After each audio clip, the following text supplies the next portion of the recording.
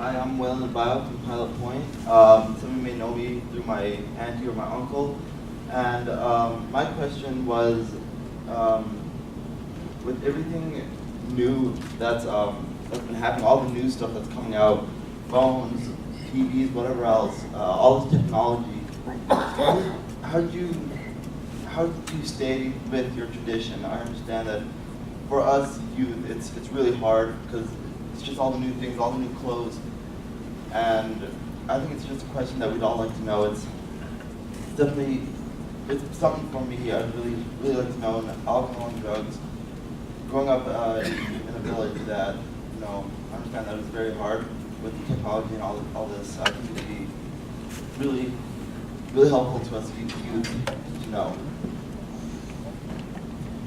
If there's not something done, the culture is going to disappear. Yeah, it's going to be lost. How did you hold on to it? All the changes. There's been a lot of changes, huh? How are these guys going to continue that? We haven't asked that question. Someone.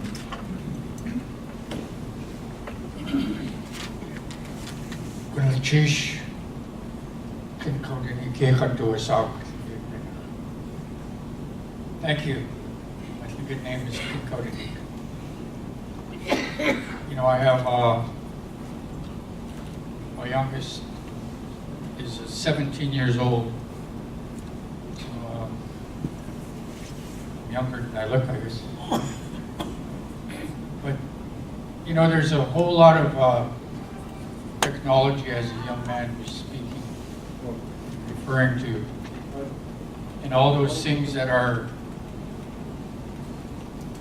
distracting them from being a real human being. Because even scientists today know that these things aren't good for you, because it does something to the mind. It doesn't. Human beings need interaction. A human being, a young man needs sometimes from his uncle or his dad. You're doing a good job. Thank you for being here.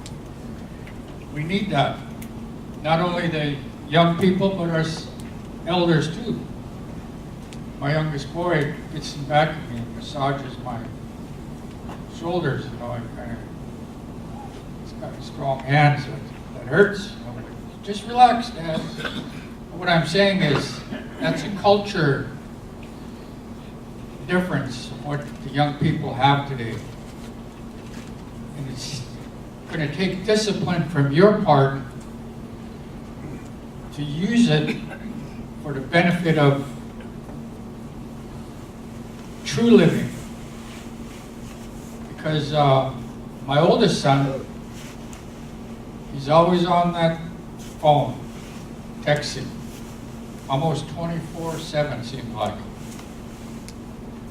And so I have a different way of, he doesn't communicate well with me, like my youngest son. My youngest son uses it, but he uses it limitedly. So what I'm saying are, we didn't have those things a long time ago. We had the telephone that you had to put your finger in the hole and then dial it, right? Remember them days? And not only that, you had to remember the numbers, right? You could remember a lot of numbers then, right? Do you remember that? Not mine. Nowadays, we can't even remember our own. Don't you have it in your phone book?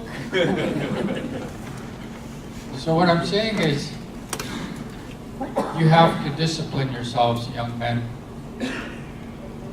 to lay it down. And it's good that you're here, because that tells us you're interested about your life. You're interested about your future. You're interested in what the elders want to teach you. As I came in here this morning, I was reminded of, this is very familiar to me when I was a young man. It reminded me when I was inducted into the armed forces. I thought to myself, these are all soldiers. You're all soldiers fighting the battle of life, tackling alcoholism, tackling drug addiction, tackling all the other things that the young people talked about. They're crying out to us. They're crying out to us. Are we going to listen? Did we hear them? What are we going to do about it? It's so much out there that we're not even aware of. I work with young people. I worked in East High School years ago, not that long ago, 4 or 5 years ago. And these young people have a different life besides what you see on the surface of them. And they share this life with each other, themselves. We don't know about that life. So we need to nurture them in a positive way. Just before I seated, I'd like to share this traditional story. It's a short one. I know years ago when our elders would say, just give me a few minutes. 3 hours later, it says, I'm almost done.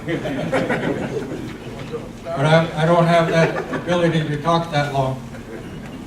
But here is a sea lion. He sets up on a rock close to the ocean. You know, in the ocean, swells come up and hit him, but he stays there. But the uncle passed on, he died.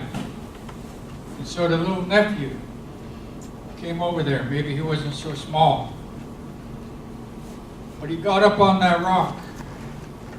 And when the waves came, boom, washed him off that rock. Got back up, got on there again, tried to stay on that rock. The ocean swells come again, washed him off.